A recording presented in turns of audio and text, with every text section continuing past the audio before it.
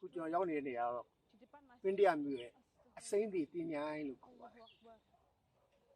ဥပဒေကကန်တဲ့အစိမ့်တွေကိစ္စတေးရမှန်တယ်များကိုဗစ်နဲ့တေးတုန်းကလည်းအကုန်လုံးဒီတင်းញိုင်းမှာပဲမြုပ်သွားပါတယ်ကျုပ်အုပ်လို့တို့ကျုပ်ကမြေပုံလေးရှိတယ်ဟိုးထဲမှာခြုံနယ်ပေပေါင်းတွေကဒီရာဒီမှာများနေတဲ့ခါကျတော့ဝင်ပြီးတော့မရိုက်နိုင်ဘူးပေါ့နော်အဲ့တော့ကျွန်တော်ဒီနေ့ပြောမယ်ခေါင်းစဉ်ကခေါင်းပြတ်တယ်လို့ပြောရတာအဲ့တော့ကျွန်တော်တော်တော်ဒီနီးဆက်ဆက်ကိုကြုံခဲ့ကြားခဲ့တာကျွန်တော်ပြန်ပြောပြပါအဲ့ကျွန်တော်ပထမဦးဆုံးပြောပြချင်တာကတော့ဘာလဲဆိုတော့ဟိုကျွန်တော်တို့ရက်ွက်ထဲမှာဟိုတွယ်ညွန့်ဆိုတာရှိတယ်ဥပဒေသူများအိမ်လေးဘေးမှာဖိချပြီးတော့နေရကြတာပါသူကကြက်မပြေဘူးနောက်ဆုံးဥပဒေတို့ဒီသူ့ဒေါ်ဘမတို့ဘာလို့ဆုံးသွားတဲ့ခါကျတော့ဟိုဓမိုင်းကိုအောက်မှာအဲ့ဒီကြီးတော်လန်းနဲ့ဓမိုင်းကိုအောက်မှာပဲဒီအိတ်ရလေးခင်းအိတ်ပြီးနေရကြလူကကြက်မပြေပြီနဲ့အတင်းနှလုံးကတော့ကြက်ပြေဘာဖြစ်လို့လဲဆိုကျွန်တော်တို့အဲ့ဒီမီးနောက်ကကျွန်တော်တို့ရက်ွက်ကနောက်မှာမီးထားလန်းရှိရလေသူစနုံဘူတာရှိတယ်အဲ့မီးထားလန်းကိုကြော်လိုက်ရင်အဲ့မှာမီးထားကွာထားတယ်ရှိတယ်ဖြစ်ချင်တော့တည့်ရမှာလူတယောက်ကယထာတိုက်ပြီးတော့တည့်မြန်ထားဝင်လာမြန်ထားဝင်လာအိုအောဆွဲတယ်အိုအောဆွဲတယ်အိုအောဆွဲတယ်ဘယ်လိုမှအိုအောဆွဲလဲမရဘူးဟိုတော့ဖြတ်တယ်ဖြတ်တိုက်ခေါင်းပြတ်သွား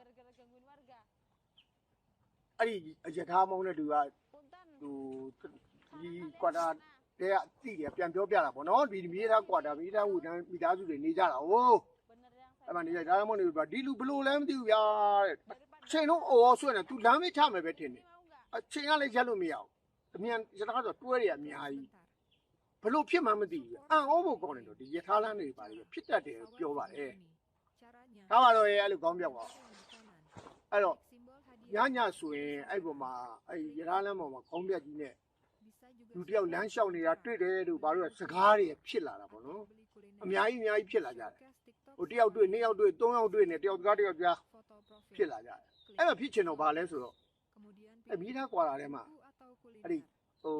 အိမ်ပါပဲအိမ်လေးတိမ်ကြီးလေးပါအရက်ပုံရောင်းတဲ့ဆိုင်ပေါ့နော်ကောင်းမလေးတွေဒီမတွေချိုးလေးဒီမီလေးရှိချိုးလေးအဲ့ခုနကြက်မပြေတဲ့ကိုသွယ်ညွန့်ကတလုံးကြားကြတော့ကြက်ပြေတဲ့ခါကျတော့တွားပိုးတယ်တွားပိုးရင်းနဲ့ဘာဖြစ်သွားလဲဆိုတော့သွယ်ညွန့်ပထမတစ်ပတ်လောက်တောက်လို့အခုကလေးလို့မလို့ဒီကလေးကူတော့မလို့ဟီဟာပေါ့နော်နောက်နှစ်ပတ်လောက်တော့သုံးပတ်လောက်တော့ကိုသွယ်ညွန့်နောက်ဆုံးကြအရက်သမားကြီးဖြစ်သွားညဆိုပြန်လာအဲ့တော့မိသားကျွန်တော်ရွှေချင်းတော်ကအုတ်တိုင်းရှိတယ်ဟိုဘုံကျော်တရားဘယ်သူမှမဖြတ်ကြဘူးအုတ်တိုင်းကပဲဖြတ်တယ်ပေါ့အုတ်တိုင်းကဟိုဘက်ကလေကားဒီဘက်ကလေကားအခုလည်းညကဒီတယ်နဲ့ညာကြီးပြန်လာကျလားလန်းနေတလန်းပြီးတလန်းကြောလာဒီလေကားကိုရောအဲ့မှာခါပြစ်လဲလို့လဲ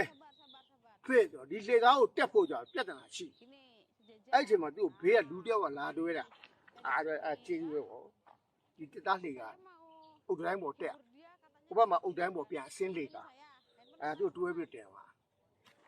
အုတ်တိုင်းထိတ်ကိုရောက်တော့ကိုယ်ညော့လည်းအဲ့တော့မှဟိုကရွှေကျင်เจ้าကလည်းမီးရလည်းဟိုဖြစ်နေတော့လင်းနေတဲ့ခါကျတော့လမ်းမေးရလည်းဓာတ်တိုင်နေရှိနေပြီကားလမ်းမေးကိုရောက်သွားတဲ့ခါကျတော့ကျေးဇူးတင်စကားပြောလို့ရပြီဗောသူလေကားပေါ်ဆင်းလို့ရပြီဗောရပြီโอเคကျေးဇူးတင်တယ်လှဲ့လဲကြည့်လိုက်ကောသူ့ကိုတွဲလာတဲ့လူကခေါင်းမပါဘူးလေအဲ့ဒီမှာကိုယ်ညို့ကခါတဲ့ဒီအစင်းလေကားမှာဂျုံးပြန်ပြီးတော့ပြုတ်ကျလူတကူလုံးစုပ်ပြတ်ရက်ွက်တဲ့ကိုအော်ဟစ်ပြီးတော့တခါလေးပြေးလာတော့ဟာအော်လေဒီလိုပဲရောက်တဲ့လူတွေကဘာဖြစ်တာလဲဗောဆိုတော့အချိုးကြောပြောပြတာဟောတွင်ညွန့်နင်းလေဒုက္ခပါပဲဗော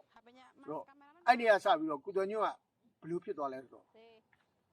ညနေဆိုရင်မူးတဲ့ဘဝကိုရောက်သွားဘာလို့ဆိုညမိုးချုပ်တီမတောက်ရဲတော့အဲ့ဆရာကနေ့လေလောက်ဆိုသွားထိုင်အဲ့လိုက10ဘူး20ဘူးပါအဲ့လိုသွားတောက်ညနေဆိုပြန်လာမှောင်အောင်လည်းမနေရတော့ဘူးမသွားပဲလည်းမနေနိုင်တဲ့ဘောကိုရောက်သွားတယ်ကောင်းမြတ်တဲ့တခုပေါ့နော်နောက်တစ်ခုကကျွန်တော်ဒီပင်း